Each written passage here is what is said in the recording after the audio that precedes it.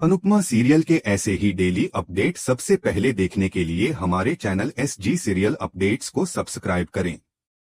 दोस्तों, अगर आपने अभी तक चैनल को सब्सक्राइब नहीं किया है तो अभी सब्सक्राइब करें और इस परिवार को आगे तक पहुंचाने में हमारा साथ दें। आज के एपिसोड की शुरुआत बेहद तीखे और भावनात्मक माहौल से होती है। मोटीबा गुस्से और तंज भरे लहजे में अनुपमा से कहती है कि उसे खुद का और अपने पूरे परिवार का मेडिकल चेकअप करवा लेना चाहिए, क्योंकि नॉर्मल लोग इस तरह का व्यवहार नहीं करते। मोटीबा की यह बात सुनकर अनुपमा चुप नहीं रहती। वह तुरंत सवाल उठाती है और मोटीबा को याद दिलाती है कि आपने गौतम को दूसरी बार मौका दिया, जबकि आपको अच्छी तरह पता था कि उसने प्रार्थना के साथ पहले कैसा बर्ताव किया था। अनुपमा साफ शब्दों में कहती है कि जब आप खुद नॉर्मल हरकतें नहीं करती तो दूसरों पर उंगली उठाने का आपको कोई हक नहीं है। मोटीबा यह बात सुनकर और भड़क जाती है और पलटकर अनुपमा पर ही मानसिक रूप से बीमार होने का आरोप लगा देती है। यह सुनते ही अनुपमा का सब्र टूट जाता है। वह बेहद सख्त आवाज में मोटीबा को रोकती है और कहती है कि मानसिक बीमारी जैसे शब्दों का इस तरह मजाक उड़ाना बंद कीजिए। अनुपमा साफ कहती है कि डिप्रेशन जैसी गंभीर समस्या किसी का मजाक बनने के लिए नहीं होती। यह कोई हल्की बात नहीं है, बल्कि एक गंभीर बीमारी है जिससे लोग अंदर ही अंदर टूट जाते हैं। मोटीबा अनुपमा की बातों को भी उसका लंबा भाषण बताकर मजाक उड़ाती है। इस पर अनुपमा भावुक हो जाती है और सबके सामने दिल से अपनी बात रखती है।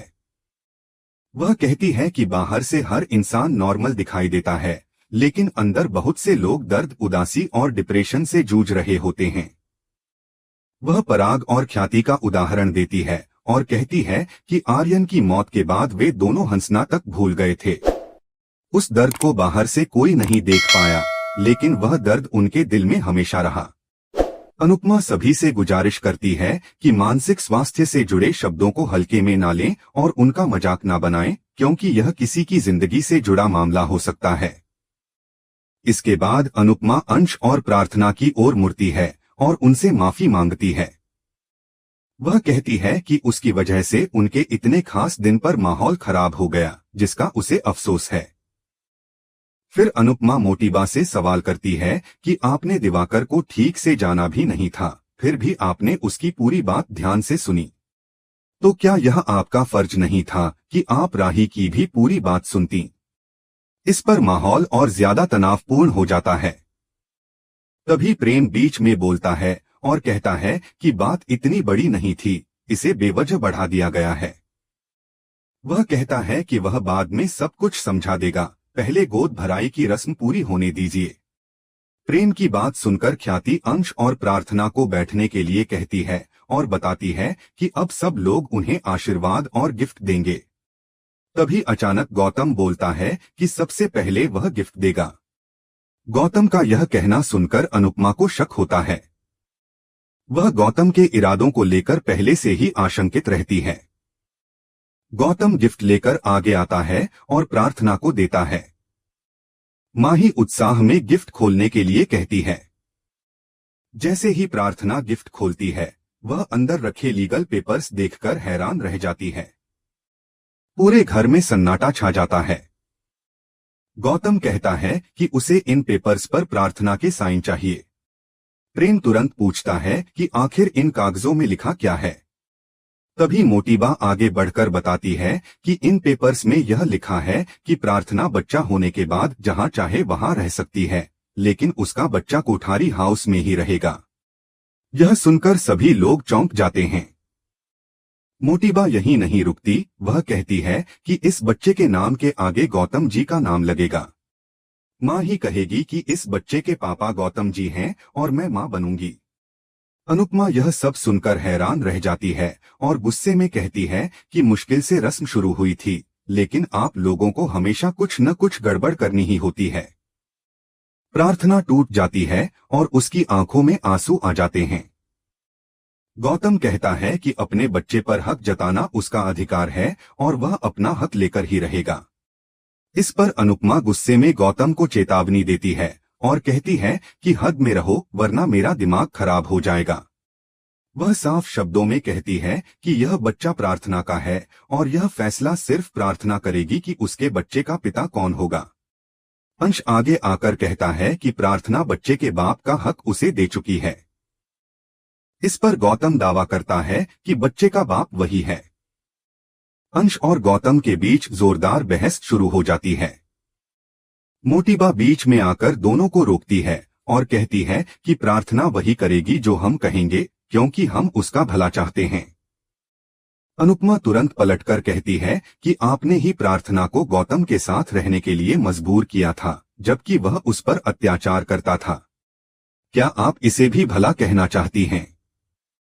मोटीबा प्रार्थना को मैनिपुलेट करने की कोशिश करती है और कहती है कि अंश कभी इस बच्चे को खुश नहीं रख पाएगा।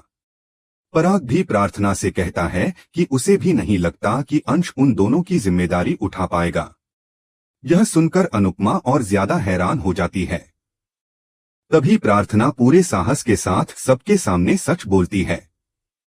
वह साफ कहती है कि उसके बच्चे का पिता अंश है। उसके बच्चे के नाम के आगे गौतम का नाम नहीं लगेगा और उसका बच्चा इस घर में नहीं पलेगा। वह यह भी कहती है कि वह अपने पति के साथ अपने घर जा रही है। प्रार्थना अंश का हाथ पकड़कर जाने लगती है।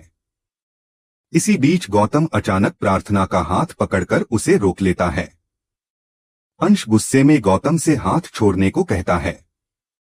दोनों के बीच फिर से बहस तेज हो जाती है। तभी अनुपमा आगे बढ़ती है और गुस्से में गौतम का हाथ छुड़ाती है। माहौल पूरी तरह गर्मा जाता है। मोटीबा आगे आकर कहती है कि यह एक परिवार का निजी मामला है, जिसमें बाहर वालों को दखल नहीं देना चाहिए। तभी अनुपमा गुस्से से भरे लेकिन साफ और मजबूत शब्दों में कहती है कि यह सिर्फ एक परिवार का नहीं बल्कि दो परिवारों का मामला है। वह मोटीबा से सीधे सवाल करती है कि क्या आपको किसी की खुशी बर्दाश्त नहीं होती? आज आपने एक पराये इंसान के साथ मिलकर अपनी ही पोती की पीठ में छुरा घोंप दिया है। अनुपमा साफ कहती है कि आप सिर्फ अपनी जिद और अपनी ईगो से प्यार करती हैं, इंसानों से नहीं। इस पूरे मामले में प्रार्थना बिल्कुल सही है और आप पूरी तरह गलत हैं। अंश भी अपने दिल की बात सबके सामने रखता है।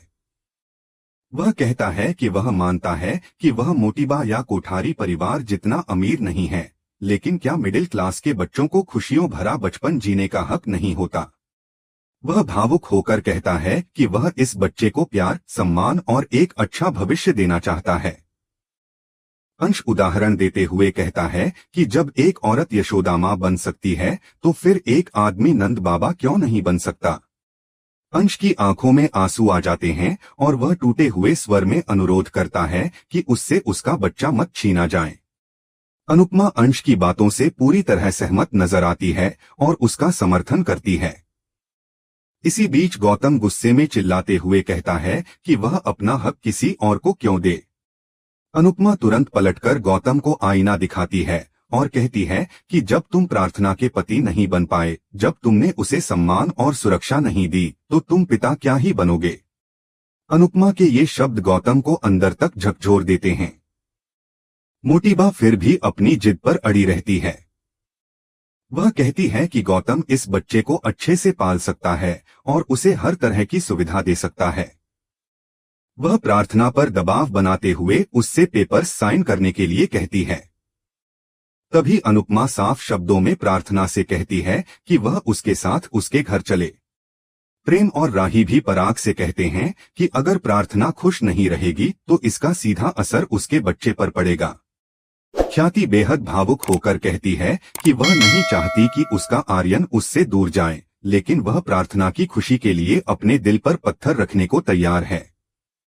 उसकी आंखों से आंसू बहने लगते हैं, लेकिन वह फिर भी प्रार्थना के फैसले का सम्मान करने की बात करती है। मोटीबा पराग से कहती है कि प्रार्थना को रोको, उसे जाने मत दो। तभी अनुपमा मजबूती से ऐलान करती है कि वह अपनी पोता बहू को अपने साथ लेकर जा रही है और जिसमें दम हो वह उसे रोककर दिखाए। अनुपमा के इस आत्मविश्वास भरे अंदाज को देखकर प्रेरणा खुश हो जाती है। अनुपमा ख्याति से भी कहती है कि आप जब चाहें प्रार्थना से मिलने आ सकती हैं, उसके लिए आपके दरवाजे हमेशा खुले रहेंगे। गौतम और माही मोटिबा से कहते हैं कि अनुपमा और प्रार्थना को रोका जाए, लेकिन इस बार मोटिबा चुप रहती है। गौतम गुस्से में धमकी देता है कि वह कोर्ट में केस करेगा और बच्चे की कस्टडी लेकर रहेगा। अनुपमा बेखौफ होकर कहती है कि जो उखाड़ना है उखाड़ लो, वह किसी से डरने वाली नहीं है। गौतम का गुस्सा और बढ़ जाता है। एपिसोड खत्म होने से पहले दर्शकों से अपील की जाती है कि चैनल को सब्सक्राइब कर ले ताकि हर नए एपिसोड की लेटेस्ट अपडेट सबसे पहले मिल सके। इसी बीच अनुपमा प्रार्थना को अपने साथ लेकर जाने लगती है। तभी अचानक पराग जोर से चिल्लाकर अनुपमा को रोकता है। सभी लोग हैरान रह जाते हैं। पराग अनुपमा से सवाल करता है कि जब वह मुंबई चली जाएगी तब प्रार्थना का ध्यान कौन रखेगा। अनुपमा पूरे भरोसे के साथ जवाब देती है कि उसका पति ध्यान रखेगा। पराग तंज कसते हुए कहता है कि पति ऐसे नहीं होते।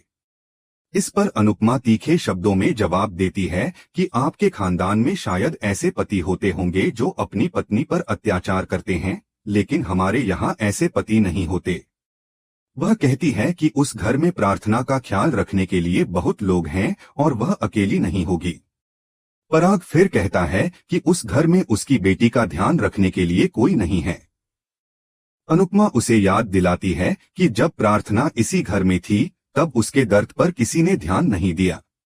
पराग कहता है कि उन्होंने अपनी गलती सुधार ली है। इस पर अनुपमा गुस्से में कहती है कि अगर गलती सच में सुधार ली होती तो यह नीच आदमी आज यहाँ खड़ा नहीं होता। पराग और अनुपमा के बीच बहस और तेज हो जाती है। आखिरकार पराग प्रार्थना से सीधे सवाल करता है कि क्या वह रूठकर जा रही है। प्रार्थना टूटे हुए दिल के साथ जवाब देती है कि वह रूठकर नहीं बल्कि टूटकर जा रही है। प्रार्थना की यह बात सुनकर पराग पूरी तरह हैरान रह जाता है और कुछ कह नहीं पाता। इसी भावुक और भारी माहौल के साथ एपिसोड खत्म हो जाता है। अगले एपिसोड की झलक में दिखाया जाता है कि पराग घर के बीचों बीच एक बॉर्डर बनाकर ऐलान करता है कि जो भी अनुपमा की टीम में जाना चाहता है वह जा सकता है, लेकिन इसके बाद उसका कोठारी परिवार से कोई रिश्ता नहीं रहेगा। यह सुनते ही प्रेम बिना किसी हिचकिचाहट के अनुपमा की टीम में चला जाता है।